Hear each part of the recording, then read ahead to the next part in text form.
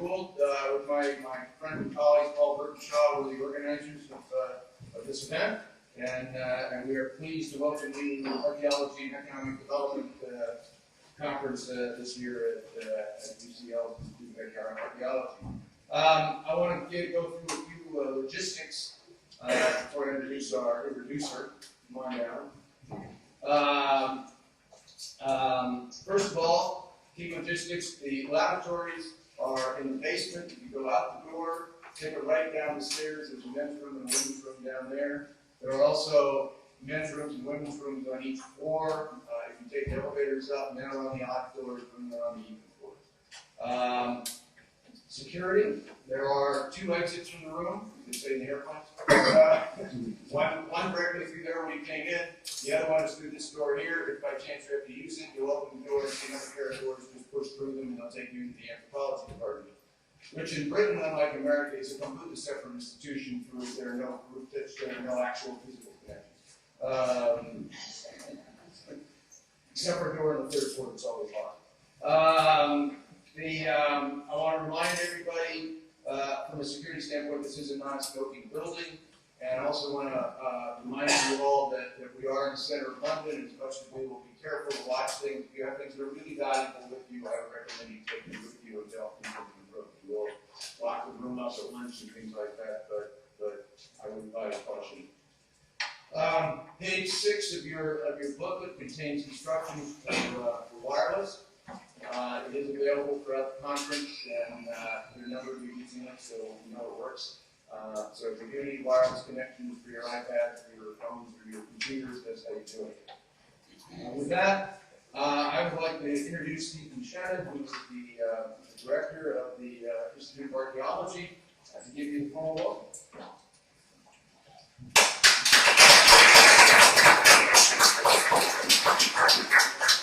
Thank you very much, Peter.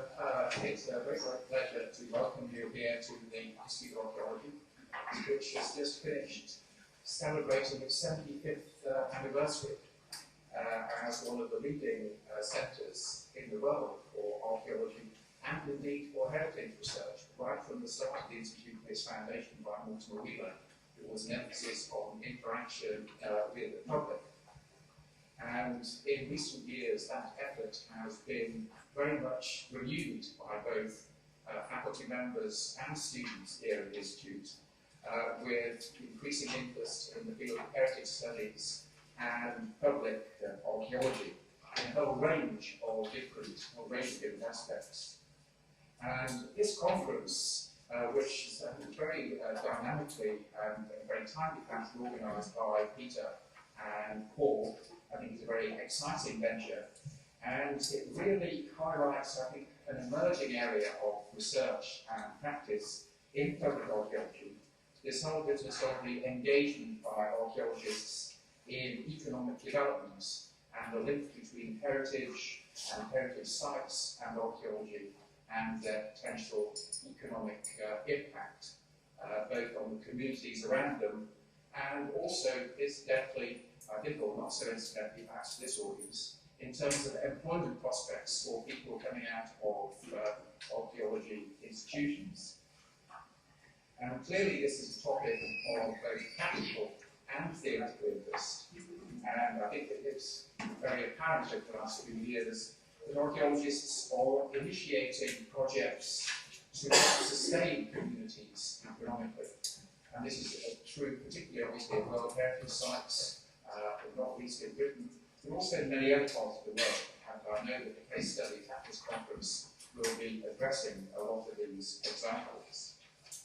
So I think it's great that the Institute is able to support this initiative. I think it's obviously a very exciting program with a very distinguished group of presenters and representing the whole subject in a global kind of way rather than the parochial way, which tends to often be the basis for approaching these kinds of topics.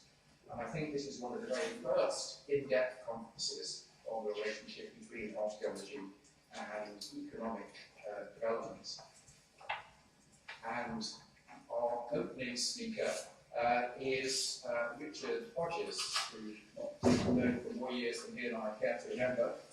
And Richard, you have Richard's boundary in your conference details, but I only to amplify by saying that obviously in addition to a very lengthy and distinguished career as a field archaeologist, Richard has taken on a series of important and challenging managerial roles. So he's been the director of the School at Rome, director of the Institute of World Archaeology at the University of East Anglia, until quite recently William was director at the University of Pennsylvania's Museum of Archaeology and Anthropology, and now he's president of the American University in Rome. And Richard's address today is focused very much on lessons that he has learned from his long series of excavations and community projects associated with the famous site of Burtenshaw. And it's my pleasure to introduce Richard to give the first talk.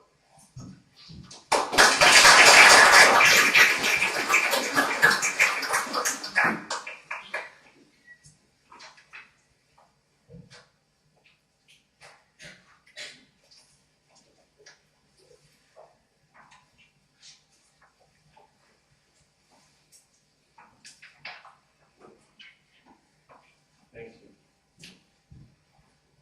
Well, Peter asked me to be provocative and reflective at the same time, so I'm going to try and do that as an archaeologist. I'm not really going to talk about the community projects at Burtenshaw, a big site in Albania. I'm really going to give a short history of the Burtenshaw Foundation's project, and a critical history at that. Let me begin with a quote from Edward Said, quoting Hugh Wilson Victor. "The person who finds his homeland sweet is still a tender beginner. He to whom every soil is his native one is already strong. He is perfect to whom the entire world is a foreign place. The tender soul has fixed his love on one spot in the world. The strong person has extended his love to all places. The perfect man has extinguished his." The foreign place is always attractive. Archaeological fieldwork in foreign lands has long bred a strong sense of Boy Scout machismo. Going into the field conveys connotations of undertaking something courageous as well as scientific. I think you can all picture the dig director holding trophy finds and many others, those iconic photographs. Digging, of course, is also about the appropriation of something tangible or intangible that burnishes one's career back in the academy, where by contrast the rhythm of life is always timeless, safe, and verging on the monastic, as Steve knows. Notwithstanding globalization, go to one of the big congresses and in the 15-minute presentations, these binary attitudes between home and Edward Said's other stuff just about every hour. Traditionally, fieldwork is most definitely not concerned with communities associated with excavations. To be fair, in an increasingly reflexive age, such attitudes are changing. More of us, mostly untrained it must be said, are aware that in today's world, archaeology has a major role in the politics of the cultural heritage and in one of the globe's biggest industries, tourism. Similarly, more of us, untrained of course, consider ourselves to be placemakers, responsible to local communities, above all for presentation and for publications to all audiences to justify our destructive actions. Some of us even develop conservation and management strategies that involve capacity building in local communities. Some of us even work with local communities in developing strategies. This said, almost all archaeologists know that if you enter local political spheres, however benignly reflexive you aim to be, these will consume you, leaving no time to practice archaeology.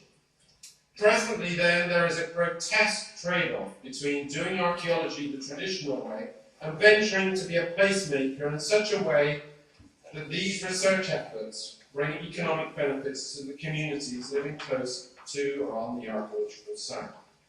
Why is there this grotesque trade-off between the needs of the academy and the wider world? In this lecture, I shall attempt to answer the question while describing our case study of the last 20 years of the Burtenshaw Foundation's work at Burtenshaw in southwest Albania.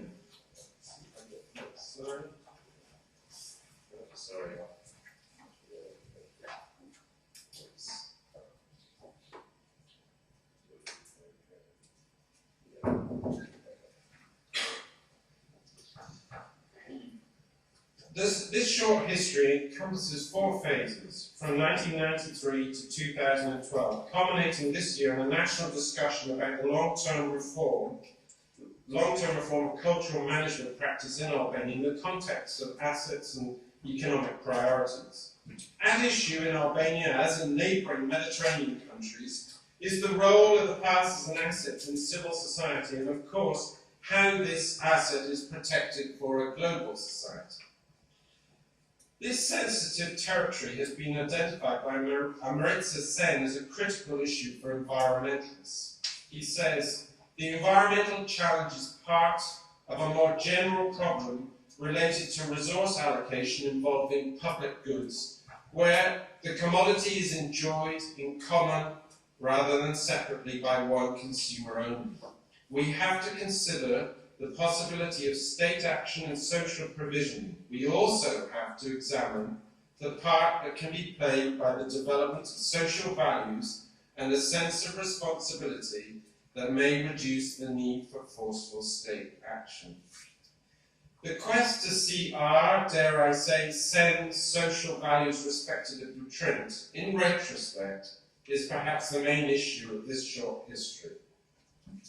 In 1992, when Albania held its first democratic elections, 7 years after the death of Enver Hoxha, who you can see here behind Nikita Khrushchev, archaeology and archaeologists were prized.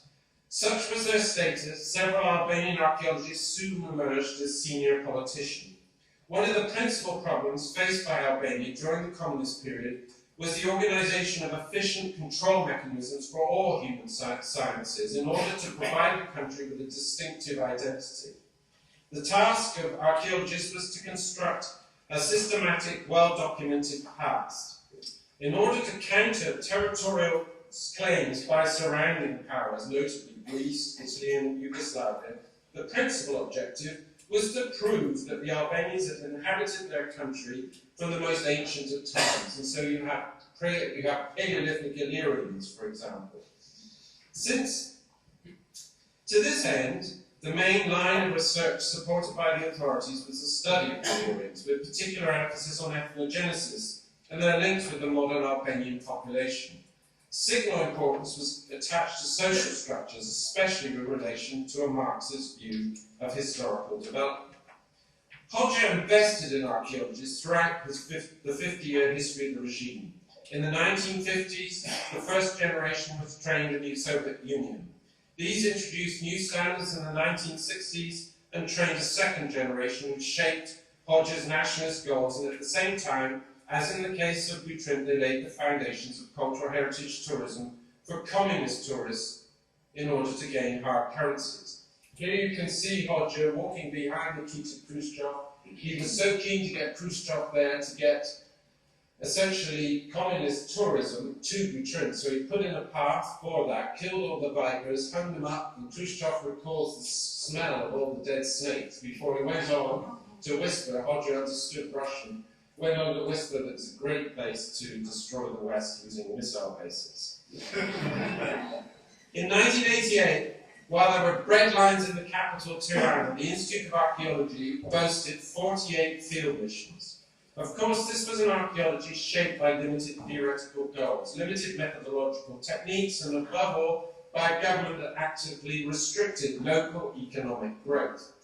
The collapse of Albania in 1990, as a result, was dramatically hard upon this privileged class, made its archaeologists extremely reluctant to engage with new foreign concepts and methods, and even more reluctant to engage with Albania's local communities. The Butrint Foundation was created in 1993 by Lords Rothschild and Sainsbury to research, protect and present Butrint. Its focus was the World Heritage Site, ancient Butrotum, inscribed by UNESCO in 1992. Motivated by a desire to assist Albania as well as to grasp the true challenge of investigating a quintessential Mediterranean Greco-Roman port in its hinterland, this project was palpably born of 1990s neoliberalism and the excitement created by the fall of Eastern European communism. With this remarkable support, there was a secure chance to assist Albania in a way, given the NGO status of the foundation, which was almost as baffling in the 1990s to British archaeologists as it was to Albanians. So let me describe the first phase, the first of 4 phases. The first period of this project, between 93 and 7, can best be described as an often savage confrontation of scientific cultures. The opportunity to engage in economic development was extraordinarily limited. The Foundation signed a Memorandum of Understanding with the Albanian Prime Minister in 1994 and began active operations that year. It believed it could bring support to this impoverished foreign land, quote Said, that might situate Butrint within a Mediterranean tourist arena leading to economic development. Economic growth, we tacitly surmise, will permit individuals to make choices, improving their quality of life. The shadow of Hodges was everywhere. As the first president of Albania said, Sali Berisha, Hodges was the most tragic figure in our history. You cannot stand anywhere in Albania without seeing bunkers. He buried us in bunkers. More perplexing than the ideological mania of Albania's 600,000 bunkers were the deep scars of isolation and repression. Coming from Britain, it was impossible for the Butrint Foundation team to grasp what Chakrabarti calls historical wounds, wherein a broad social consensus owe their marginalisation to a discrimination and oppression suffered not in this case as a result of a colonial past, but from extreme totalitarianism. These wounds existed everywhere between history and memory. Indeed, the historical memories of the stolen generations who suffered communism have yet to negotiate their own paths. Sympathetic, yet protected by our cultural firewalls, we naively sought to introduce modern European archaeological practice to Albanian colleagues, who were led to believe, as a result of isolation, that they were the premier archaeologists in the world. Hodges' celebrated claim that Albania was close to paradise on earth was suddenly followed in the fall of regime by, I quote an Albanian author, a utopian and a moral world of unrestricted fulfillment of the individual's consumerist imagination without any collective political and ethical dimension. I recall one trafficker going out from the nearest port, taking a group of poor Albanians to an island, dropping them on an island north of Corfu, tiny island. They climbed up to the bar and they asked where the Statue of Liberty was, when the bar opened. There was this dream of l'America.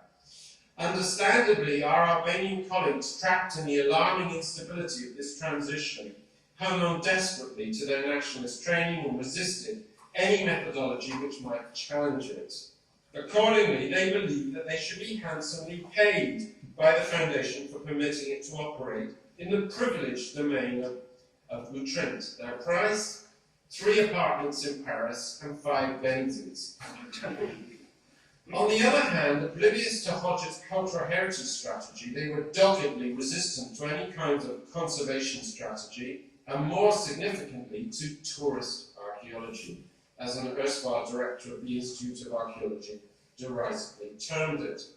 Their business was science, not management. As a result, the Foundation's neoliberal strategy faltered.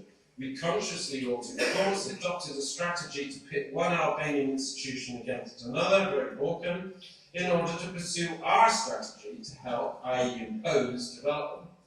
Any EU-funded or British Academy or AHRC-funded research project would have failed after 2 years, but following a high-profile visit by James Wolfenson, who you can see with Lord Sainsbury on the left here and Lord Rothschild on the far side, the Foundation supported a 3rd season in '96 in which the first conservation and presentational initiatives accompanied initial archaeological inquiry. These included the erection of the first site information panels in Albania, haughtily dismissed by a British travel writer, Robert Carver, the making of simple site brochures to promote Butrint and places in the region, and significantly the reintroduction of woodland management. Alongside this, we embarked upon the first field survey in Albania, resulting in the entire team being briefly arrested for espionage. After the first season, we lived and worked with local communities, which gave us an important perspective on the internal tensions of this first experience of democracy. Local people had no status at Burtenshaw in the face of government-supported archaeologists. The Turan archaeologists, being disdainful of these communities, instead chose to live in isolation on the archaeological site itself. Tellingly, Burtenshaw, however, was not damaged during the bitter uprising of '97, although some stores were robbed of minor objects. The local community, no longer alienated by this national asset, actively attempted to protect it. Before describing phase 2, I'd like to be clear. Our neoliberalism was colonialist insofar as we treated our disgruntled Albanian colleagues as the other. As we did not pay them the high fees they demanded, they refrained from embarking upon any scientific collaboration. There was simply no meeting of minds. Nevertheless, we attempted to adhere to the principles of post-colonialism in our strategic thinking. With some satisfaction, I can say that by the end of the third campaign in '96, we have forged a management plan for Burtenshaw, and at the same time an estimated 15 out of a possible 100 households in the nearest village, Rena, had installed bathrooms courtesy of the foundation. After the civil uprising in '97, the World Bank and the Getty Grant Programme encouraged the foundation to be more aggressive in pursuing its objectives. Support for the Packard Humanities Institute made this possible. During the 1990s, governments, donor agencies and corporations all came to see heritage and tradition as reified public goods that could be mobilized for the greater public good. More than its simple economic instrumentality, heritage might also proffer a vehicle for national pride, spiritual recovery, and reconciliation. Phase 2 at Burtenshaw began with a version of a values-based workshop funded by the Getty Grant Programme in April '98 to determine its significance, from which we intended to pursue a collaborative research and management strategy. This was not a meeting of experts, best seen as a piece of political theatre in which archaeologists and conservation principals played the role of white-coated specialists on a television commercial for an over-the-counter coal remedy. On the contrary, the high-level and diverse Albanian participants, perhaps artfully manipulated by the foreigners present, concluded that first and foremost, the magical spirit, the location, the context of Burtenshaw needed to be protected as its asset of greatest significance. The gravitational pull of the monuments that you see on the screen was resisted. From this 1998 workshop resolution followed the making of a greatly enlarged protected area, a buffer zone encompassing the surrounding wetlands and lagoon, inscribed by UNESCO in '99. And similarly, thanks to my comment to the Albanian Ministry of Culture, Burtenshaw was inscribed as Albania's first archaeological park. All this appealed, of course, to our donors. The virtues of a romantic wilderness were harnessed to the scientific inventorying of an archaeological site. Yet behind this apparent moral position lurked a fundamental problem. The local representatives in the '98 workshop rejected such romanticism. They charged the new government with selling the place to Prince Rothschild, appealing to a global audience sensitive to political incorrectitude of neocolonialism. These representatives wanted a marina, an airport, golf courses at Burtenshaw, and there were people prepared to pay for them. As local stakeholders, their view was that this was their chance to exploit Albania's premier asset. The Ministry of Culture, aware of Albania's reputation as a rogue state in the aftermath of the uprising, overruled this, not without difficulty, using its apparatus to authorize the new management concept for the park. Behind this was a set of compromises. Essentially, the Foreign Foundation was encouraged to support the shaping of the park, bringing international esteem to the government in its dealing with major agencies and foreign enterprise. At the same time, the national cultural heritage institutions were given an opportunity to participate in the relatively small revenues from the then minimal tourism at Burtenshaw, and I think you all know what that means. In the wake of the 1997 uprising, there was no will on the part of the government to involve local communities. Many of these villages at first were considered too dangerous, their educational value levels too low. As a result, there was ministry resistance to any further values-based management attempts to incorporate the values given to the site by all interest groups, including villagers. Instead, separately, an Italian NGO, CIS, set out to understand the villages and to initiate development programs. By 2005, the foundation recognised it should have collaborated more closely with CIS, this Italian NGO, and with its closure, it then and now pursues its broad aims. Meanwhile, the government treated the new park as a minor political asset from which its directors might benefit financially. These discrete compromises appeared at the time to be a small price to pay for discarding the mass tourist development schemes advocated by the local stakeholders. It took a decade more to confront these compromises in order to create a park structure free of corruption. At the same time, with hindsight, the foundation expended only limited resources on capacity building to create a new managerial direction for the Burtenshaw National Park. Our reasoning reveals how limited our understanding was of the social circumstances in Albania less than a decade after the fall of communism. Phase 3, 2000 to 2007, developing the park infrastructure. The creation of the park in 1999 facilitated major developments at Butrint over the following 7 years. A management plan based upon a condition survey of the monuments paved the way for a strategy that included regular conservation, a new museum, new trails through the buffer zone, new information panels, a new website, new guidebooks, wide-ranging capacity building, including a guide training program, an archaeological and conservation training school, and a major research program involving archival studies. In 2003, the Foundation also won support from Ramsar for an even larger environmentally protected zone encompassing Lake Butrint and its surrounding areas. Investment in the park soon attracted increased year-on-year visitorship, consistent with the original goals. These achievements should not be understated. Along with the research reports, as placemakers, the Foundation significantly altered the way cultural heritage was perceived in Albania. Indeed, in 2005, UNESCO sponsored a meeting to make at least 6 other archaeological parks based on the Butrint model. Community projects within the park were introduced by CIS, as I've already said, and then advanced after its closure by the Foundation. The Foundation's major community engagement included an on-site community shop where locals might sell handmade products, school visits to the site, as well as part of the school curriculum, and environmentally aware activities. Additionally, the park also, after 2005, began to employ upwards of 50 locals on a seasonal basis as workmen, ticket vendors, tour guides. At the same time, local fishermen and farmers received special fishing and agricultural rights, demonstrating its interest in supporting local industries.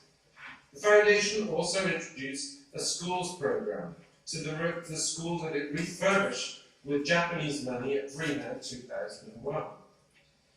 These successes were greatly facilitated by an almost exponential growth in tourism. Notwithstanding Albania's status from 1997 to 2002 as a dangerous place to travel, tourists began to venture there. The Foundation from 1999 invested in what was to become known as actor networking. Many people and things interacting as cogs and wheels, facilitated by agents building constituent entities, giving credence to the value of visiting an erstwhile pariah state. Now, Butrint is a fixed point on all Mediterranean itineraries. From this time too, Albanians intrigued by the television and media coverage were drawn in significant numbers to the place as well. But in reality, did Albania adapt to a post-Soviet moment in this new, essentially capitalist sector with the adoption of the Butrint model? It did not. On the contrary, the state-controlled management at Butrint effectively meant that Albanian investment in the park remained minimal and eccentric, limited to events such as Miss Albania. In bold terms, park revenues were illicitly siphoned off, while the local communities remained marginalised. By 2007, 10 years after the civil uprising, the spirit of place was secure, but only a small amount of the revenues associated with it was supporting specific families. Phase 4, the last 5 years.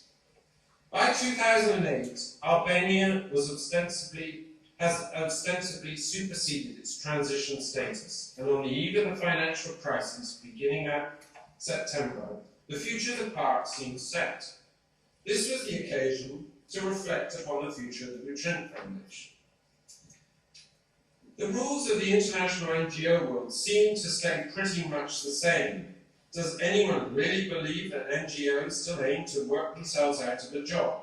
The elephant in the room, Professor Edwards has recently written, is that NGOs favour institutional imperatives such as maximising income, opportunities, profile over development imperatives such as handing over the baton, empowering marginalised groups, because donors have demanded this. Conscious of this need to encourage the Albanians to take the lead, in 2009 the Foundation began an exit strategy. Over the following 3 years, ending last Thursday, the Foundation has made the transition from an operating NGO to a grant-giving entity. The success of the park as a visitor attraction has brought its own status and its own impetus. Over 69,000 tourists brought €210,000 in 2011 that have been or were appropriated by central government. This is, of course, perfectly consistent with the World Tourist Organization's findings on tourist growth. Albania and Butrint in particular have benefited from the massive 8% growth in Mediterranean tourism. 60 to 90 local people are now employed in activities involving tourism at Butrint. As in so many similar countries, the revenues in real terms are a small but significant windfall as foreign remittances plummeted as a result of the global economic crisis. Notwithstanding this success, the government interceded on one issue. Manoeuvring with its own resources after winning an election, it set out to contemplate the development of the buffer zone protected by the 1999 UNESCO inscription. In 2010, a new road was driven through the olive groves with brutal determination, significantly meeting no resistance from UNESCO or the World Bank. Here, let me simply echo, to set the cat amongst the pigeons for these days, a recent commentary in July's Economist. I quote, UNESCO, like most other UN agencies, suffers from a house culture which prefers to deal with governments and lives happily with the fiction that governments genuinely care about citizens and their heritage. In the decade after 1998, UNESCO had completely altered its approach to Butrint, sanctioning the state to pursue its own goals. To be fair, UNESCO did encourage, of course, the preparation of a new management plan for the site, and in its initial deliberations, possibly as a result of the Foundation's community census in 2010, local stakeholders for the first time were involved. This has become urgent.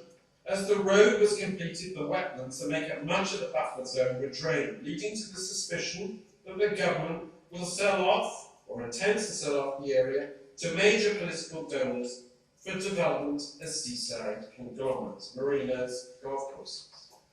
Not all the signs are troubling reminders of 93-97. A positive initiative occurred in 2012, as the Albanian American Enterprise Fund signed an accord with the Albanian government and began supporting the park on a project-by-project basis, and in a reciprocal gesture, the government returned 90% of the park's income to the government of the park, the administration of the park. And with that, new electronic ticket gates have gone in. So, I want to talk now about this history and look at three aspects of it. In many respects, this has been a success but an uncomfortable learning experience. The success can be measured from the outcomes of the two main objectives. The large excavations and their fulsome publications, so far 6 monographs, God knows how many popular books and essays, have established the importance of the place in the southern Adriatic region, giving it a lasting scientific prominence. Numerous publications in Albanian, English and Italian for different audiences reinforce this status. Secondly, Butrint has now been visited by about 500,000 people since 1998. In abstract terms, the archaeological park has certainly brought revenue, created employment and so forth. In simple terms, we met the 93 objectives and it possibly exceeded them. But I'd like to consider how this affects the three different communities notionally represented at Butrint: the international, the local and the academic communities. First, the international ones. What draws visitors to Butrint?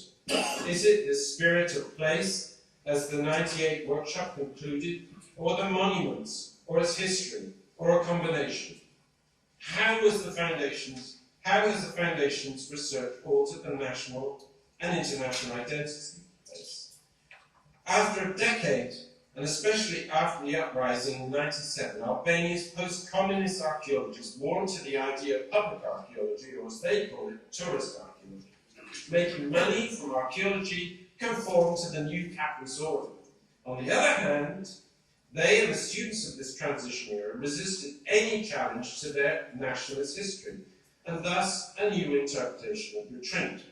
No interest whatsoever was expressed in the excavated results that show a largely discontinuous history common to other Adriatic seaports between the archaic Greek and the Ottoman eras. On this issue, Emperor Hodges' shadow has been sealed in aspect. A third interpretation of Butrint's history also exists. The site has three: Hodges, ours, and UNESCO's. UNESCO's was made in '92 and describes a moment in time, an entirely different history. It goes, inhabited since prehistoric times, Butrint has been the site of a Greek colony, a Roman city, and a bishopric. Following a period of prosperity under the Byzantine administration, then a brief occupation by the Venetians, the city was abandoned in the Middle Ages after marshes formed in the area. This inscription from '92 stems from an overtly Grecophile interpretation of the place, arising from the brief resurrection in the 1990s of the movement to revive the independent claims made in 1913-14 for the Republic of Epirus Vetus. Sure, most of you haven't heard of that kingdom, but it exists. Butrint, as such, was the Republic's prized archaeological asset, although its ancient Greek monuments are in fact few and hardly impressive.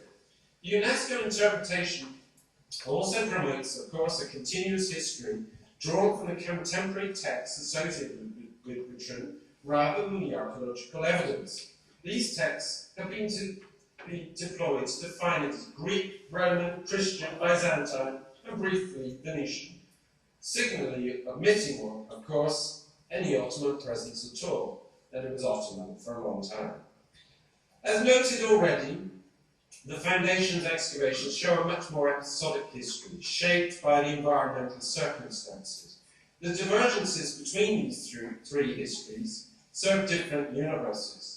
Of course, this goes unnoticed by the Albanian public and media, who adhere to Hodges' paradigm, and the neighbouring groups who adhere to the UNESCO model, while the Foundation model is proclaimed in the interpretive panels and in the museum. Perhaps the most intriguing aspect of this identity crisis is that Albanians in their post-communist dilemma are still connected to Hodges' paradigm.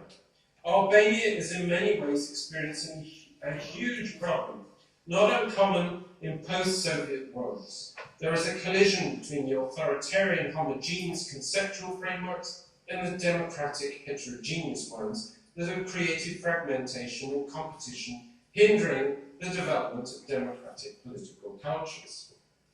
Cultural heritage, embedded in the erstwhile authoritarian logic of the country, refuses to contemplate the different, the other, the competitive. So what should the interpretation of this place be? The Foundation attempted to project such an interpretation in the museum, which it refurbished with an Albanian architect in 2005. Redeploying the old 1988 galleries rather than building new ones, the museology promotes a past that is marked by multiple historical historically specific temporalities that preceded modernity and came to be integral to colonialism as we usually think of it. The questions raised by divergent colonialism concern migrations, relations of centre-periphery and imperial expansion. This can be challenged, of course.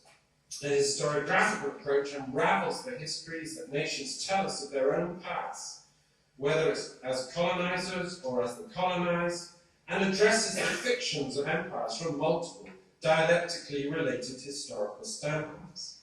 As yet, though, 20 years after the fall of the dictatorship, there has been no self-conscious search for a multicultural past in Albania, congruent with a contemporary reformulation of a nation with many ethnicities. These three histories, therefore, notwithstanding greater freedoms of expression in Albania, will exist in parallel for some time to come. Let me enlarge on this to identify as identity affects communities and their opportunity to engineer their national and local economies. The World Heritage List, created at UNESCO at the UNESCO General Congress of 1972 to safeguard sites of outstanding universal value, was an awareness-raising convention intended to galvanise financial support for the protection of designated sites. It also aimed to establish a fund for this purpose involving individual, private and public foundations and nation-states. Balancing the interests of preservation while involving local communities invokes the skillful role of government. Herein is the fundamental problem, as we have seen, as the ruling elite resist any relaxation of their grip upon their nationalist history. This separation between the state and its communities was identified by the many respondents of a survey of the community engagement made in 2010. Nearly all from the park's villages have visited the Trent Museum, and most had had a comprehensive tour of the site. Many expressed resentment towards the park's management for not engaging with the community more and helping them to gain from tourism. Many from Tirana, as has been noted already, still, though, considered the local people to be too poorly educated to be effective participants in the management and activities of the site. This widely acknowledged separation puts Western-trained archaeologists in a difficult position. Our experiences, of course, confirm Brian Fagan's recent view that the teaching of archaeology is far removed from the circumstances we encounter in places like Albania. Attacking the academic treadmill, Fagan pleads for new standards in archaeology and university. The value standard is flawed, he said. Your priorities and ethics stink. I would go further than Fagan. As placemakers, there are responsibilities to the community and the curation of the cultural assets themselves that need to be part of our training in any standard program encompassing archaeological theory and method. Presently, post-colonial archaeology and its critique, like much cultural heritage training, are essentially little more than First World rhetoric, alien to the daily operations of communities associated with nearly 1,000 World Heritage sites like the Trent. So why has archaeology failed? In a nutshell, our Western values in archaeology are not measured in capacity building. Instead, universities discreetly, as I think you all know, discreetly measure overheads and boast about publications, and meanwhile, unsurprisingly, the tourist and development industries treat archaeology as a quirky add-on. At worst, the music be mindful of the gravitational pull of the authentic monument, its art and spirit of place. Capacity building involving leadership programs remain the domain of foundations, UNESCO and the like outside the academic arena. The meeting of minds across this divide seldom occurs, meaning the notion of one world archaeology is both academic and therefore, sad to say, ineffective. There is an urgent need to confront this dysfunction, which otherwise will lead to the steady destruction of archaeological sites. So here is a challenge to the academic archaeological community. We live in a confused era in archaeology. The cultural heritage industry needs extensively excavated sites to draw visitors. These need to be managed to modern standards in terms of conservation and presentation. The industry requires excavations made on the ground scale not field survey or incomprehensible trenching. The grand scale, though, is inconsistent with the present resources in the academy. Finding resources to excavate, publish, conserve and present archaeological sites is realistically beyond the present university archaeologists. So what is the answer? There is a place, of course, for small-scale archaeological research, managed by departments but running research excavations and pursuing community engagement. But this is a different operation. This then is the context for the NGO, an operation with an explicit purpose that functions in parallel to the present university rhythm, which is in itself being scrutinized in a digital global market. The Burtenshaw Foundation has unwittingly been an experiment in this emerging archaeological arena. Let me examine one or two characteristics, because these are notably different from a university department or small business. First, it's subject to strict reviews by trustees and annual audit. Such business-like strictures are almost alien to university operations. Second, it essentially attempts to nest within the interstices of power in order to modify the way in which power is exercised. These operations, in practical terms, mean dealing directly with government, the media, other agencies, all of which in a transition economy is extraordinarily time-consuming. As new studies of NGO practice reveal, the entity brings with it a great deal of baggage. In many ways it's akin to development politics and the binary opposite of the archaeological mission stick house resistant to engaging with the other. Being small and flexible, the foundation, the Burtenshaw Foundation, managed like other NGOs, not only to mobilize moral feelings, but it also expropriated the moral outrage of the wider public by confining the arena of the struggles over recognition to media campaigns, professional lobbying, and the efficient delivery of human services. There is no doubt that NGOs like the Foundation are bulwarks against public cynicism and the excesses of governments and corporations, but if they want to realize their better intentions, they will always have to tap into the power of forces larger than themselves. It's scarcely surprising, then, that like other NGOs, the Burtenshaw Foundation has been seen by way of its moral intervention as a frontline force of imperial intervention. I recall that Prince Rothschild remark that I made earlier on.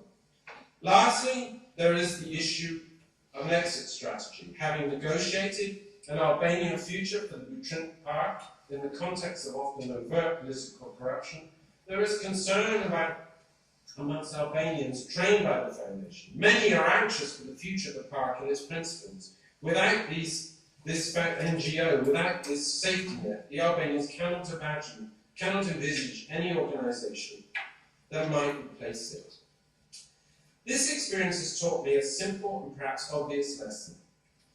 There are two very different rhythms. One for research practice that can be enacted through a university department, and one for developing the political structures that are fundamental to development and economic activity, wherein the NGO, as a freestanding agency, is an effective instrument. Melding the two together is a new challenge for archaeology. This involves political and entrepreneurial skills, not entirely different from the privatized administration in the modern university arena, but different from the machismo of field archaeology. To meet industry needs as well as contemporary standards in archaeological practice, as in most professional fields in highly ranked universities, university archaeology departments need to embrace the NGO concept in order to create the institutional context to train its students in practical as opposed to theoretical issues. Two concluding remarks. First, at Burtenshaw, we have proudly created a new Mediterranean history for the place. Against the odds, privileged to have had great operating freedoms, we undertook major new research. But secondly, beyond our trenches, given our neoliberal aims in '93, how successful was this project? Did we substantively improve the quality of life that diverse communities engaged directly or indirectly with the World Heritage Site? Some alumni of the capacity building programs are employed in archaeology and cultural heritage throughout Albania. But on the whole, the capacity building in management that we had hoped for has not happened.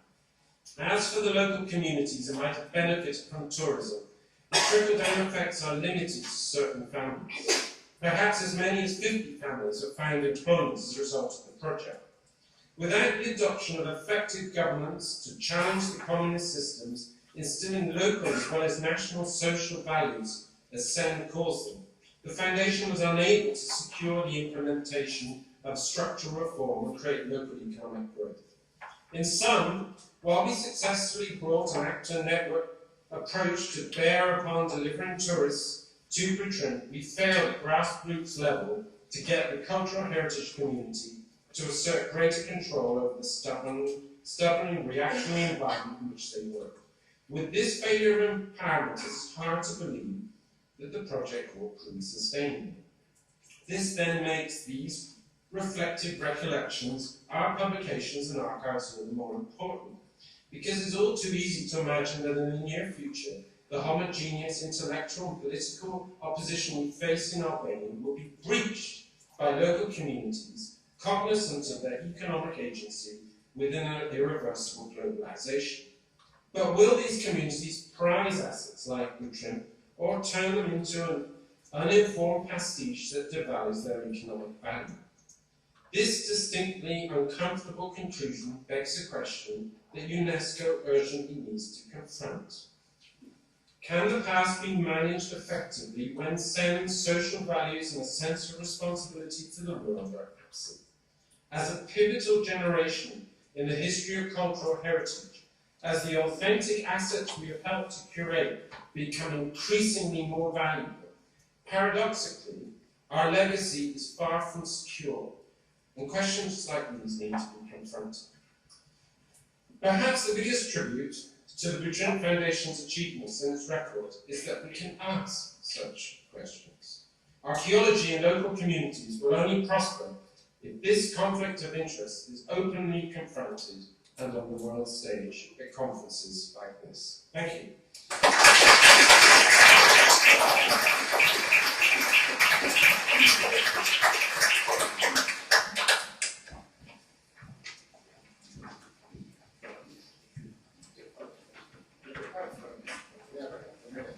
I'm going to really like to ask a question to 5 minutes to do so. To ask, I want to place my Richard, thank you for that. Can you talk a little bit about the number of dollars that were spent on the community development aspects of this project versus the amount of jobs that were created and the revenue that was created in this? How do you measure the efficiency of your community development efforts? That's a good question. No, we haven't measured the amount of dollars spent, but I would guess is a couple of million. Maybe a bit more, so particularly upon the refurbishment of the school costs like $750,000, and then a lot of small $50,000 investments of different kinds. But you're quite right, we should have calculated that. But we may have done so, I just didn't focus on that today.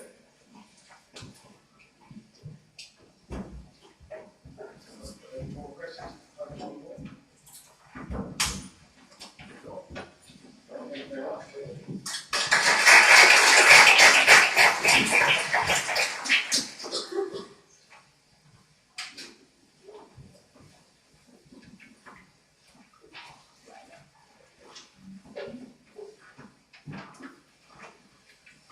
I'd like to follow Peter by welcoming you all to the conference. For those I haven't met yet, I'm Paul Ware, so sure for organising this conference with Peter.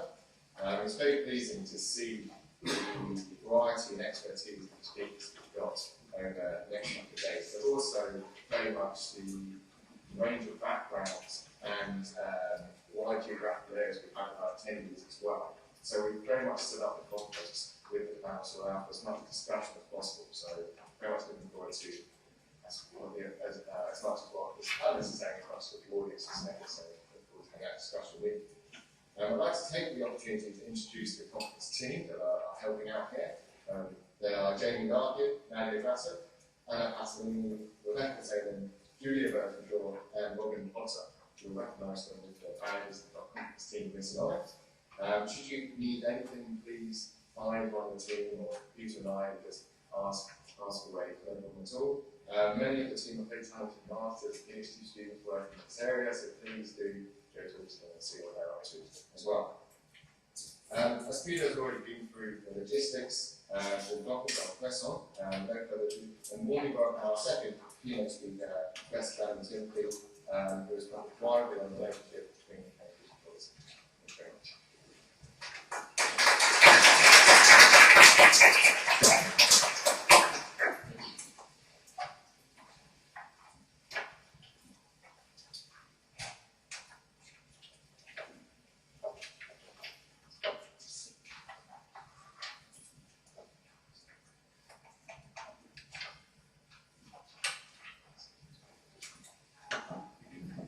Thank you very much for the opportunity to be here. I've been looking forward to it ever since Peter and Paul contacted me several months ago to be involved. And one of the reasons that I really was interested in attending this conference was to learn more about how archaeologists think. And I'm definitely not an archaeologist, so if I step on any toes, please accept my apology up front for my ignorance. However, I've already learned a lot from the gathering we had last night, and also from my presentation. I'm looking forward to one with it next month, so that gives me a great lead into that. Timothy is my last name, not my first name. It's kind of confusing for some people. I want to give you just a little bit of background, where I'm coming from. Then I'm going to start looking at some of the current and futuristic trends that are going on. First of all, I'm going to speak specifically from a tourism studies perspective, not from a historical or an archaeological perspective. My own background is I'm a political and cultural geographer. I'm also an environmental scientist, and so my background is really geography. And so I've evolved personally in my research and teaching interests into the area of tourism studies. Can you hear me all right? Yeah. Okay. And so that will manifest in some of the things that were already spoken about, Richard already will come through here, and hopefully, and as I looked over the papers that were sent ahead of time to the presenters, there's a lot of congruency with our thinking. Just some initial observations that I want to make to sort of contextualize where I'm going with this a little later. When we, and I mean we as in general, passive tense, when we speak of cultural heritage and development, we often think exclusively of tourism. And as a human geographer in general, tourism came to be rather late as an interest that it's become my primary interest. And talk about that when we talk about the interdisciplinarity in a minute. But we often think about tourism, but as a development person, I like to think much more broadly than just tourism and just dollars. Okay, just money and just tourism. Because there are many ways of thinking about development, what it means, and thus there are many different development uses of heritage. So in my own school, we transformed from a Department of Tourism Studies to a School of Community Resources and Development. At Arizona State University, there are no longer departments or disciplines. Okay? It's the new American university model. We're the largest university in the United States, it's 74,000 students now. And our president, who's been there for 10 years, has completely done a 360-degree change in how universities are programmed. Other institutions, he's in China this week, a lot of Chinese universities are beginning to adopt this model. No more disciplines, purely topics. So I'm in the School of Community Development. There's the School of Sustainability. Anthropologists are now in the School of Human Evolution, Human Studies, or something like that. And geographers are no longer in the geography department, it's in geospatial sciences. And so they're not departments, they're schools, they're ways of thinking and problem-solving units rather than disciplines. So a lot of what I'm starting to be retrained from my tradition, and I got my PhD back in the Victorian period, so you'll know that I have a tradition of boundaries between disciplines, but I try to cross those as often as I can. But for the development, we've had in this new School of Community Resources and Development, we've had a hard time really trying to define what development means. Is it just about providing jobs? Is it just about providing regional income? From tourism in particular, in general. And I think that we have to look at this from different perspectives. The developed world perspective versus the less developed world perspective. In the developing world, we have the luxury, the freedom to say, we can think about development in other ways. We can think about development as education, level of education, the ratio of physicians to citizens, for example, the literacy level. Those are all indicators of development, right, as we all know. And so development doesn't just be pure economics, although economists say that anything can be measured in monetary amounts, which it can.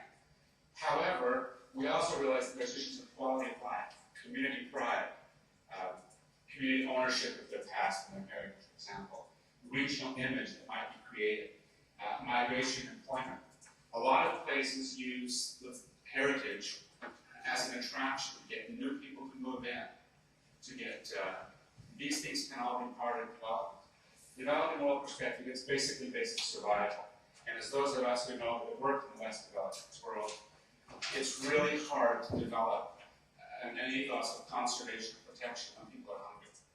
Okay? And the first thing on their mind is providing food and clothing for their children. So basically, it's a different perspective. And so we've had to grapple with this and what it really means. But to conserve, to protect, and to interpret, and to reveal somehow in the less developed parts of the world require an economic model. Now, despite what I just said, and I do have to warn you that I'm a real critic of tourism, which surprises my students because I teach a tourism program. And when I teach the big intro to tourism course that has 200 to 300 students in it once in a large auditorium, they're often surprised to see that I'm not a real fan of tourism. Because as a critical social theorist, I'm really interested in how tourism affects communities, how it affects environments, how it affects cultures, etc. And typically that's negative. And so I often have to really catch myself and emphasizing some of the positive as well. Because we know that tourism has major implications for social and economic development. So even though I said that development includes all these other elements, that can be community pride as part of development, health, etc., I'm going to focus on tourism because it has major implications for social and economic development, as we know. If managed and planned properly, it can have positive outcomes. So it's not even all destructive of built and natural environments. It can also have positive implications. And it can help justify the relevance of archaeology museums and tourism centers and other such institutions. So, to define from a purely tourism perspective, a tourist, and I think this is often something that is misunderstood, and I'll get to this at the very end of the presentation. Misunderstood, according to the World Tourism Organization, which falls under the auspices of the UN, someone who travels away from home for at least one night, but not more than a year, that is a tourist. There is no mention, there is no designation of the purpose of travel. If your grandmother dies and you have to go to Glasgow for the weekend funeral, you are a tourist. It doesn't matter if it's a pleasurable trip or a depressing trip. There is no element of the definition of a tourist that means anything to do with economic behavior and pleasure seeking. Okay? It's simply people traveling away from home. Now, you think of it from that way, that's the statistical definition that the World Tourism Organization uses. That opens up a whole new set of ways of thinking about what tourism is and who tourists are. So, thus, tourism and tourists do not, as I just said, denote pleasure seeking or hedonic behavior, such as this level here. This also leads into the concept that I wanted to bring up of interdisciplinarity. When I personally look at tourism studies as a field of study, I see the business perspective, when tourism is studied by marketing people, management people, etc. And then there's the other side of tourism studies, which is the science and social science of tourism. And that's where I lie. I don't know very much at all about the business side of tourism. And it is quite a divide when you look at the research. It just so happens that the people who are from the business perspective see tourism very, very positively. The people who are from the critical social theory, social science perspective see it a little more negative and are more willing to acknowledge that there is a negative side as well, to where it's not just about blind promotion and boosteristic promotional activities, but it is also we have to be cautious. So how do we as cultural heritage tourism specialists define cultural heritage as opposed to history, which is the past, really? Heritage is the past as utilized today. And this can be anything from intangible traditions to tangible material culture of all sorts. And so anything that we inherit from the past we utilize as a resource today. And it doesn't have to be tourism. Obviously, it can be in education and the other things. So you all know that, and I don't need to dwell on that. But what I think is most interesting and something that's really coming out as a current trend that you'll see in a minute is that all forms of heritage can be seen as a resource, okay, for development. And they have potential implications for the destination communities. And then, of course, simple definition of heritage tourism is tourism that is based on heritage resources. I've identified a whole bunch of different trends, and they're not even listed all here. And I kind of wanted to go into each of these a little further to get you thinking about, I'm trying to mix that business side with the social science side and come up with things that we're starting to see in heritage tourism studies. I'm the editor of the Journal of Heritage Tourism, published by Routledge, and it's a successful journal. And I guess the advantage of doing that is you get to see what everyone's doing, and so I've been able to sort of stand up and have an overview look at this and see how what people are doing, some of the current trends and future direction. These are just some of the issues that I want to talk about, and there's a few more that I didn't even fit on this slide, that I think will provide some interesting insight, some of which I know you've all already thought of, but maybe a different light on this. One thing that's sort of a spatial way of looking at it, it often builds on the sense of place, or the sellability of place, is this idea of trails and routes, cultural trails, cultural routes. Now what we find is in the past, individual communities have had this idea that, well, we can just sell what we have and function on our home. And basically, that second point, that doesn't always work. I was approached at a conference once by a guy from the state of Tennessee who said, how can we get tourists to come to our little town? And I said, I don't know. What do you have to offer? He said, we have an old jail that somebody stayed in. Some famous outlaw was detained there for a few days. I said, really? That's what you have to offer? I said, how far are you from the interstate highway? 82 miles. Okay? I said, are there other heritage attractions nearby? Not that I know of. And so their concept of spatiality is a little bit different. And so I basically said, you're not going to be able to do it. People aren't going to drive 82 miles off the interstate highway to see this little jail in this small rural town. I said, unless they're extreme jail enthusiasts. My brother's one, but that's for a good reason. He can't help the situation right now. But this idea of linking, spatial linking, and creating these nodes and lines are very, very important as we understand tourism development, particularly as it pertains to historic sites, archaeological sites, etc. So linking individual sites together under thematic groups is a really important thing that's going on right now. And we're starting to see a lot of things like wine routes and food trails and various things like this that link specific points or specific nodes, we call them, along trails, which is something that this little town could do in Tennessee if they would cooperate with other nearby towns and create maybe an outlaw trail, or I don't know, something that would help them link those types of places together. What this does not only is it has the positive, both positives, it can help spread the benefits to diverse places. This includes if there's a huge anchor attraction. Maybe there's other smaller secondary or ancillary attractions that could benefit by being lifted to the large anchor attraction. And then, of course, these trails can also help alleviate a lot of the negative side, the high tourism pressures during high season on individual sites. That's typically when we get the most graffiti and the most wear and tear and things like that. Just a few examples. Here's in the United States, we have, and scale is very important. We'll talk about scale in a minute. But in the United States, we have quite a lot of these, and in the UK as well as national trails. But in the United States, we have these very large national trails that can be 7,000 miles. And they're traditional trails, like the California Trail or the Santa Fe Trail. And these are actual pioneer trails that were used for migrating purposes back, a century, a couple of centuries ago. But now they've become these tourist routes that people can drive or hike or handcart or whatever it is they want to do. And again, these are very useful because of the thematic element of heritage, but also they tend to link these communities together that has the potential for economic benefit.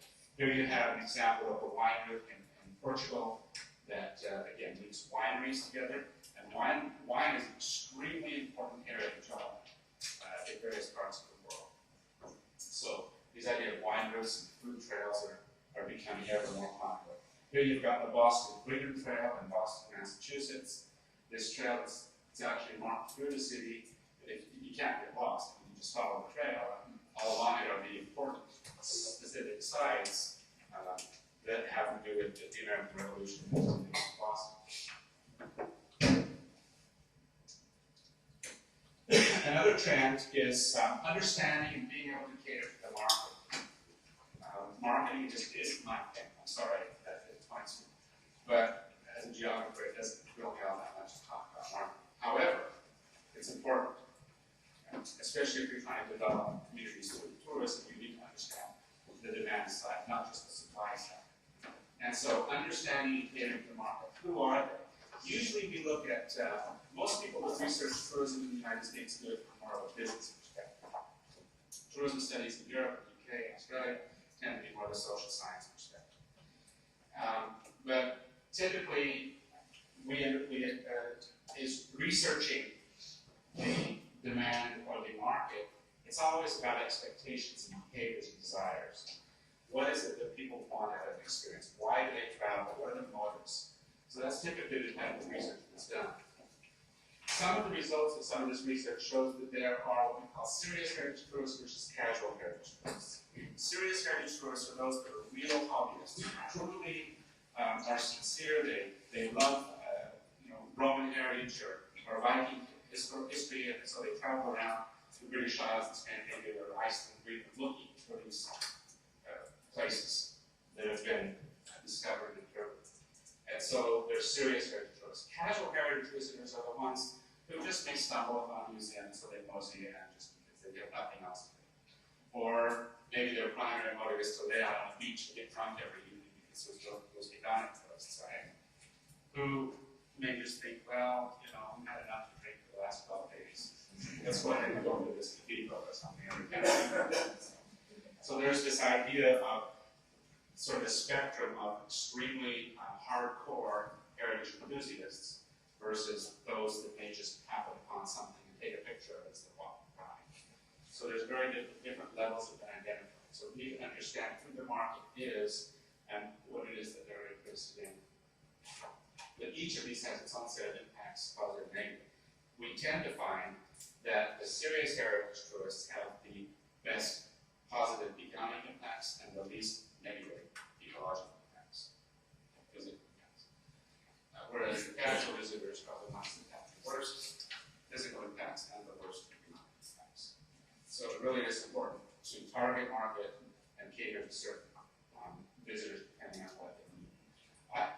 I didn't know what pictures to throw in there. I took these pictures the day before yesterday on the Isle of Man. And so I consider myself to be a very hardcore heritage person. And I'm interested in, all historic sites, but particularly I'm interested in Roman and Viking as well, and Celtic heritage as well. So this is on the Isle of Man, back in 18th century farm. It's not marked anywhere. You really have to do a lot of research to find where this is. And so if you're hardcore and you really want to discover these things, the Isle of Man doesn't really promote much of its archaeological heritage, unfortunately. Such as these types of places. These ruins of a little Celtic chapel. Had great weather that day. interesting trend, I think, that's worth bearing in mind when we're talking about economic and community development in general. This is something that I really keen on. This is something that I'm really starting to do a lot of work in this area, at least if I have time with it. Traditionally, heritage or cultural tourism, I won't go into the differences because in my mind there aren't any differences. The cultural heritage tourism has always been based on what I call the heritage of the grandiose. You know, castles, cathedrals, fortresses, etc. But what we're starting to see is that heritage enthusiasts are starting to be a little bit more choosy, and they want more authenticity, they want more the bigger picture of how real life people live, not just the kings, not just the folks. They wanted to know how the farmers live, the peasants, etc. And so what we're starting to see is this democratization of heritage. We're starting to see this heritage of the ordinary, heritage of the everyday. That is, you know, the castles aren't enough anymore. We're done with castles. What we want to see is the cemeteries. We want to see the widows and the poor and the cemeteries and the things that really put life is life. So there's this movement going on, and sort of as cultural geographers who are interested in the vernacular landscape, we're really starting to get more into this element of the past has been, every place has heritage. Every place has heritage. And how can places capitalize on it? As I mentioned before, roots and trails are one example. Here you've got some examples of heritage of the grand that everybody images. Some of these are iconic. Many of them are UNESCO sites.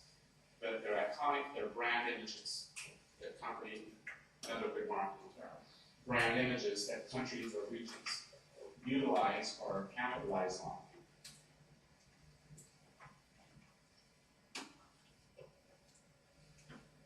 Right, some of these pictures are old slides that I've scanned to a little bit with poor quality. You might recognize some of these. Obviously, here's the Royal Palace in Copenhagen, Prambanan temples in Java. This is the Baalbek Roman temple in Lebanon.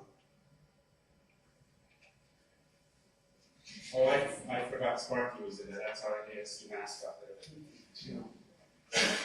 Portugal. In Rhode Island.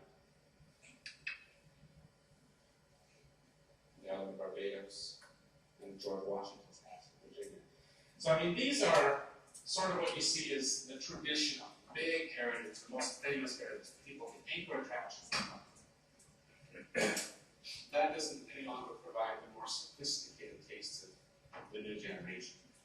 So what we're starting to do is this, the more vernacular aspect. And this picture I did see out the Isle of Man today as well.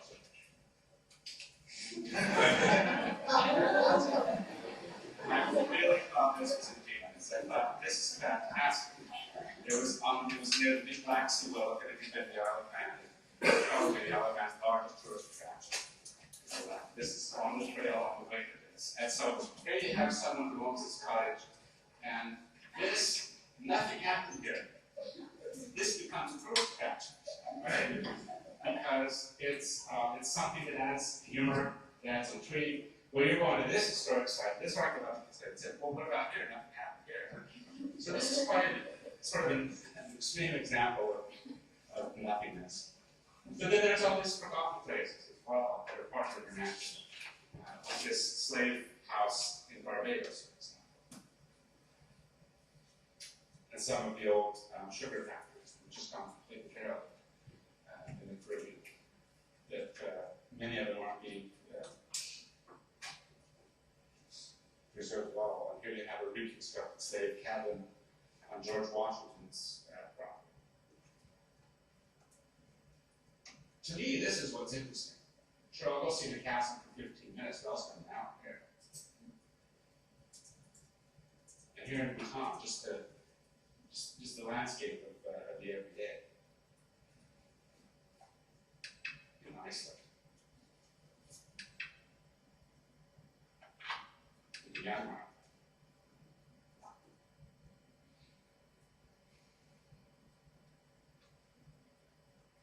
We have it on this little mosque, and this is a little mosque way out in the desert in Ras Al Khaimah, in the UAE. four-wheeling along, and here it is. So this becomes part of this interesting vernacular landscape. And I put this because in particular, it's really, this is a local bus in Barbados. And what's interesting about this is that tourists like to ride these buses because of the music they play. The music is very traditional steel drum music. And so this becomes a whole experience. And sometimes the bus driver or the ticket taker will sing, dance with it, this kind of thing. So this becomes part of the cultural experience. It's nothing that you would go just to see, but while you're there, it's an interesting part of the heritage of the smokehouses in Denmark for fish, for example, or the fishing villages in eastern Canada, or just what is this is called some kind of organ grinder, that's the word, in Mexico City, China. And I like this picture. This is from the state of Wyoming. And I think what I like about it the most is not the mountains, but it's the fence. Contrasted with the mountains. This creates this human landscape. And the fence probably isn't that old, it's probably less than 100 years old, but it's the entirety of the landscape that creates this heritage appeal. But it's more than just something major. Another interesting trend to keep your eye open for is scale. I did mention that at the beginning. The idea that scale is incredibly important in all elements of heritage and tourism can't be overstated. To understand the market, we need to understand scale. And I've written a fair bit about this, but basically, if we're talking about heritage resources as well as both the supply and demand side, look at global heritage versus personal heritage, the biggest scale and the smallest scale. And global heritage is most of those grandiose things that I told you about, the big anchor attractions, and that's typically what UNESCO focuses on. But then we also have heritages that are national, and are obviously highly politicized and highly skewed to one side or the other, depending on who's in power at the time. But the national heritage, something that citizens of the country might be very, very interested in visiting. Visits might contrast spiritual or emotional feelings. For example, the same goes with local. There are a lot of local museums that busloads of Japanese tourists would never go to. But they're still very important in creating that local identity and commemorating local heroes and local heritage. And then obviously personal, which is, again, one of my research emphasizes in particular, is you, personally, you and your family. The idea of genealogy or roots travel. This is really becoming extremely important. It's been popular, in particular among Americans in the British Isles for many, many, many years. But it's becoming more recognized now as an area of study. The fact that there are certain historic sites, archaeological and otherwise, that are really, that hit home. People want to see these places where their ancestors lived. Like this burial grounds, for example, in Scotland. One of these heritage libraries that are all over Ireland.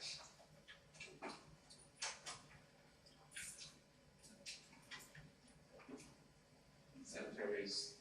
So this becomes part of this personal heritage, where the human connection becomes a pilgrimage in a lot of ways because of that connotation. And of course, we did a lot of research on Ghana, Togo, and Benin on the west coast of Africa, looking at how African Americans and British go back to these countries and perceive themselves in relation to the slave trade, which is one of the slave trading ports in Ghana. And it's really interesting to know that they go through a whole range of experiences, particularly African Americans, from anger and wanting to kill every white person they see now to forgiveness, and they move on. These types of things. So they're getting a whole range of experiences that people have when they go to these sites.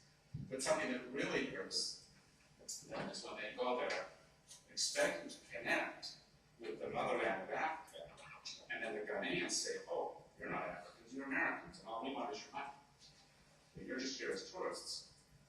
And so some of the implications of that for the African American tourists who go there are that they're rejected slavery still hurts all these generations later. And now they're being rejected by Africans when they go back to Africa, hoping to get some healing or some closure, and it doesn't happen. And so there's quite a lot of emotion associated with this personal roots-based heritage that happens a lot. Another one is authenticity. I know you've all thought a lot about authenticity, and I like to point out that, and I'm sure maybe you'll forgive me if archaeologists or anything like your historians who say that things can be measured authentically and objectively, but I'm going to say that they can't.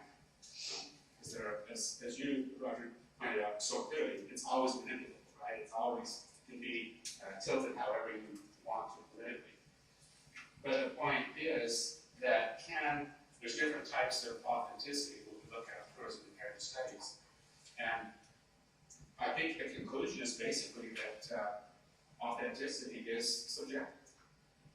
Whether it's a cultural experience at a Jamaicai Aboriginal Centre in Australia, or whether it's a dig site in Rigo, doesn't really matter.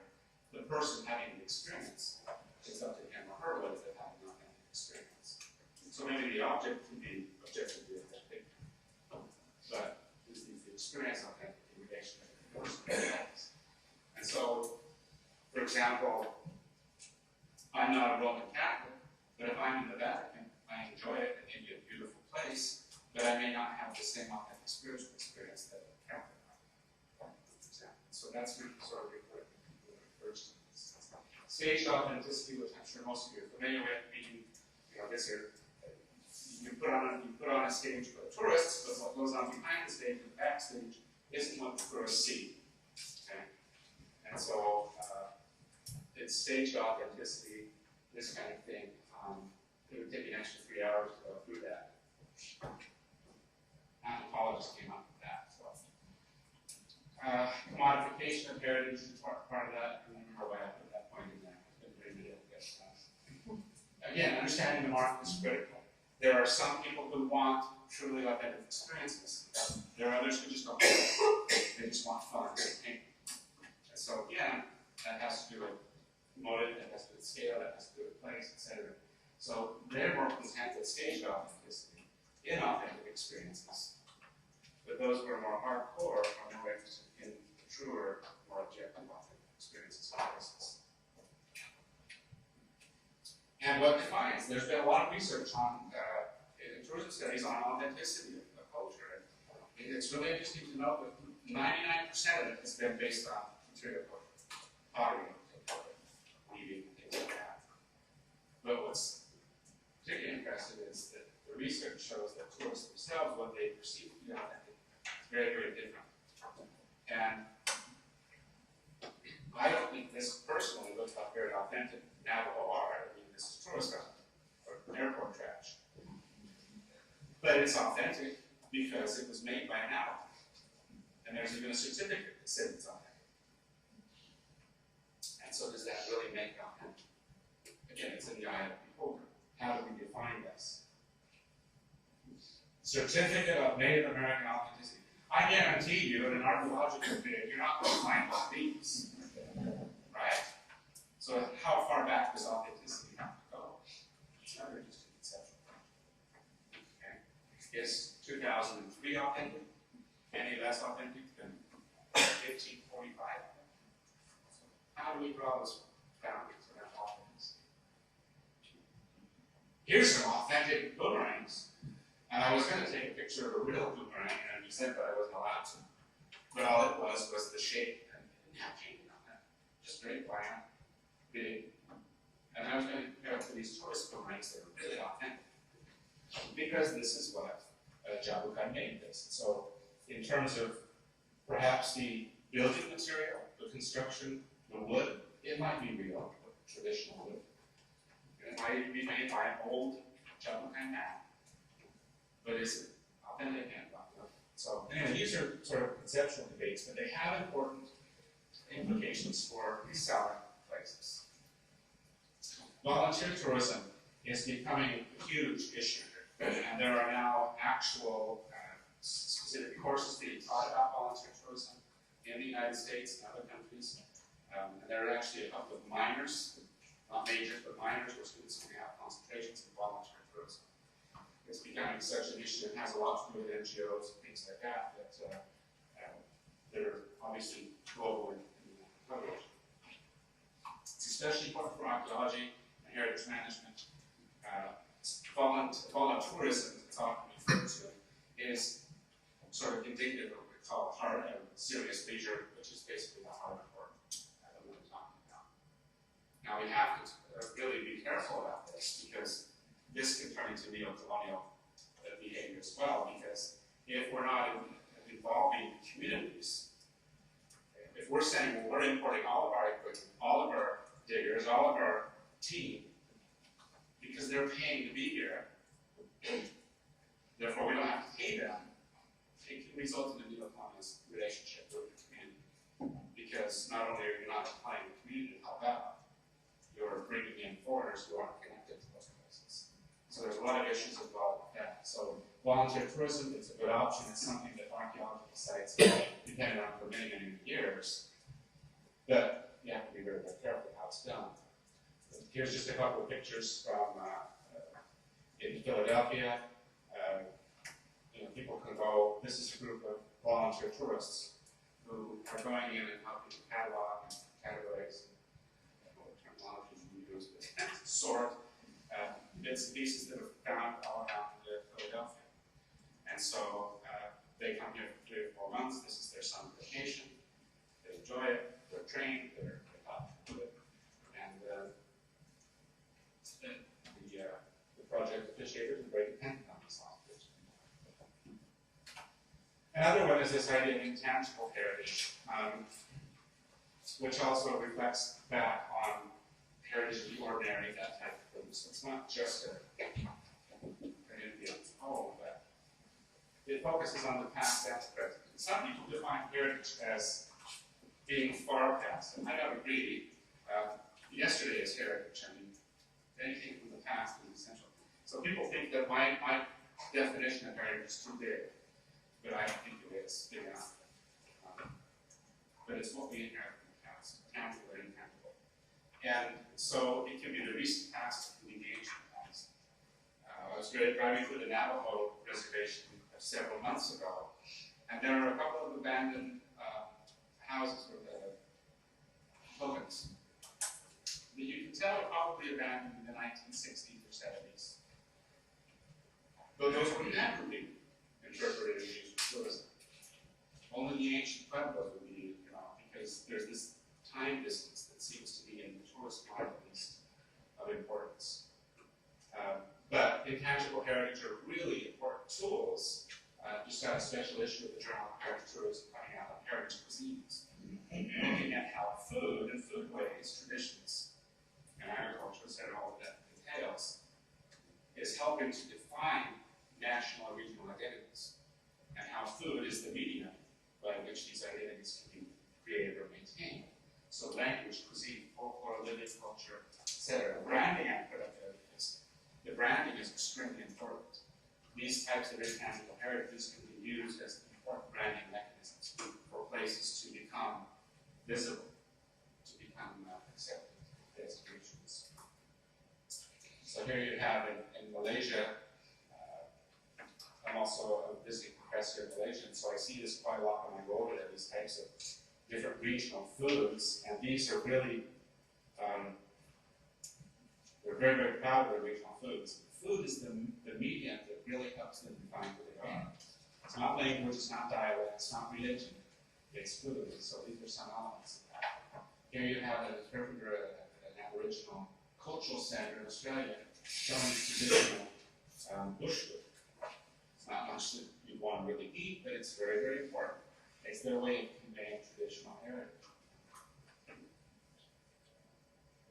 course, Jake Mudball is a termite now. They would crush that meat quite a bit. And here's a kava ceremony. Again, staged obviously. It's a stage setup, but it's nonetheless demonstrative of maybe what some traditional elements of culture. Kava ceremony, a greeting ceremony, where they drink this drink sort of to welcome you to the tribe. And we have some tourists participating in this ceremony. And of course, Prince Edward Island is great for shrimp, but it's lobster. And so the branding of Maine, Prince Edward Island, the northeast US, and the east maritime provinces of Canada, food is an important, very important part. Much of the tourism promotion there is based on lobster. So another trend that I think that really hits home in a lot of here is this idea of UNESCO listing. And some sub-trends that I want to identify them in the specific context, developing world versus developed world USA.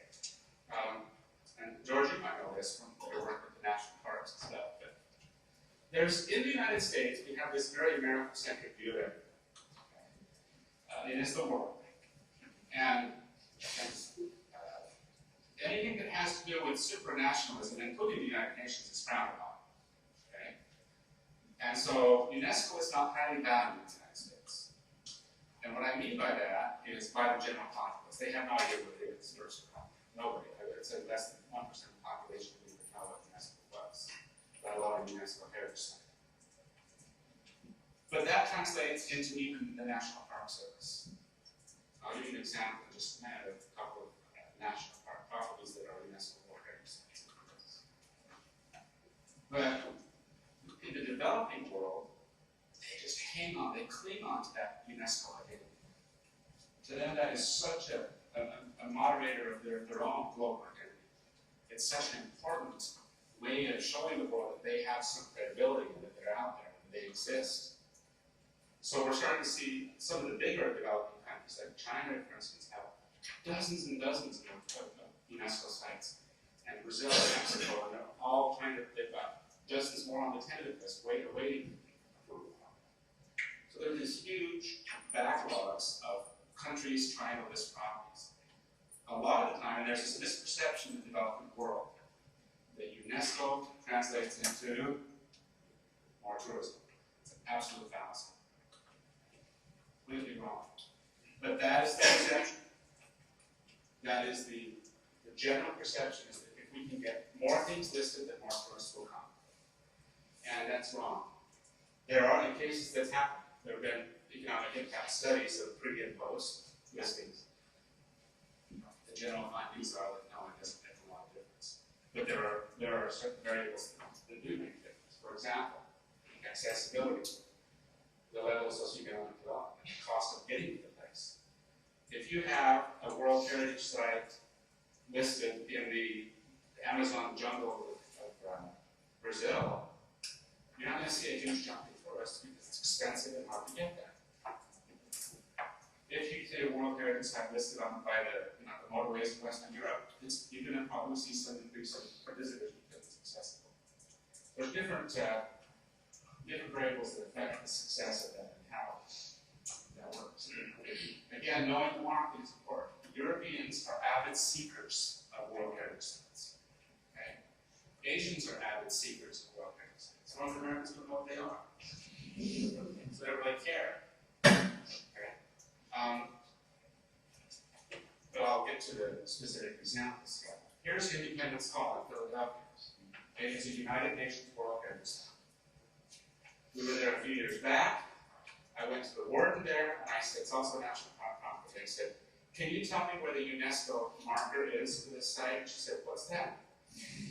This is a National Park Service worker. And I said, oh, well, I explained it to her, and she says, oh, we're one of those. I said, wow, I couldn't believe it. Same thing happened at the Grand Canyon.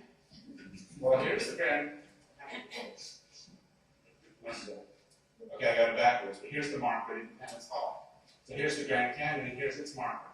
Again, people who are in very high administrative positions don't know what UNESCO means. I'm generalizing, so most of them do. But this is indicative of how it's not as valued in the United States, for example, as it is. Of course, you've got the tiny Caribbean states that are really trying hard to get UNESCO sites. They don't have a whole lot of cultural resources to base it on, or natural for that. So they're having a hard time doing it. I'm working with Barbados now that's trying to develop some of these sites. But interesting concepts. Now here you have probably one of the most out of the way World Heritage Sites in the world, in Paraguay. Jesuit missions in Southern Paraguay. Well, it's really hard to get here. That's why I wanted to go there, because nobody goes there. But it's fascinating when you get there. But the fact that it's listed on the list doesn't mean that tourism is going to increase there. So, kind of one. All right. How about three? I'll take this. Finally, interstitial spaces. And what I mean by this is a concept I'm exploring that looks at in-between places, like what we call transit spaces for tourists, border crossings, the airports, etc. If you fly from London to Rome with a 2-hour stopover in Paris, you really say you've been to Paris. Well, of course you've been to Paris. You weren't on the moon. But what's required of a person to consider him or herself having been to Paris? To be there to spend money, or go out and do something. But what we're starting to see is places capitalizing on these interstitial spaces, archaeological sites, for example, or museums. We're starting to see a lot more airport museums developing. To get people who never leave the airport to become tourists within this non-place space. Okay. Here's in Phoenix, we have this Pueblo Grande Museum. It's an Indian ruins just right half a mile from the airport. And so people can get out of the airport, they take the bus to the ruins, they have a look at the ruins, and then they go back to the airport. So this is this little transit space that Heritage is trying to capitalize on. Here's in Iceland, a lot of flights stop over in Iceland Air flights anyway, with just a few hours stopping over. And so they do these heritage presentations about Iceland. And finally, I want to avoid the conclusions, because I just want to touch on this last one. Some stakeholders that have really resisted talking about tourism are now accepting tourism as a medium for development. That includes archaeologists, and I'm thrilled to see that. But also heritage curators, etc., National Park Service employees. In the United States National Park Service, they refused to use the word tourism and tourist up until about 10 years ago. That's my understanding. They wouldn't even acknowledge the word. I have a lot of colleagues in my department that do consulting work for the National Park Service. They were actually not allowed to write tourism in the reports. I don't know why, other than the fact that they think visitor is bigger, or there's a prejudice against tourism because of that focus on beginning self-destructive and rude. But we're also starting to see religious organizations. Okay, in a second. Okay. And religious organizations. Churches don't want to consider pilgrims tourists, but they are. I was at a conference in Cyprus several years ago, and I almost committed blasphemy by suggesting that the pilgrims were, in fact, tourists. I ended up convincing the whole room, cardinals, etc., that they are tourists. Basically, because it doesn't matter if they're there to pray or to deal with whatever, still tourists. Okay, so why? The justification is changing. People are changing their focus and realize that tourism is a modern act of life, and it's imperative when we're talking about cultural heritage that we consider tourism kind of development. I want to learn the conclusions of that. Moving along.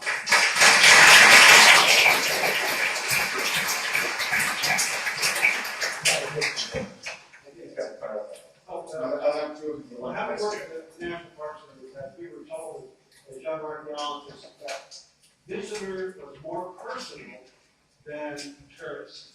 Personal? Very personal. A visitor in your home, someone that you interact with. A tourist was somebody who just sort of came to the park and they would see. So we were encouraged to be more personal. Interesting, and that kind of gets back to the serious versus casual visits. That's true.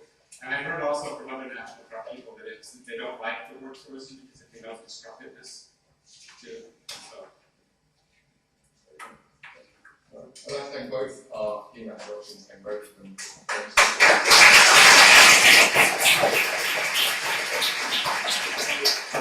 A tea and coffee break, so that takes place in the Gallery where we have demonstration. So that's 20 minutes.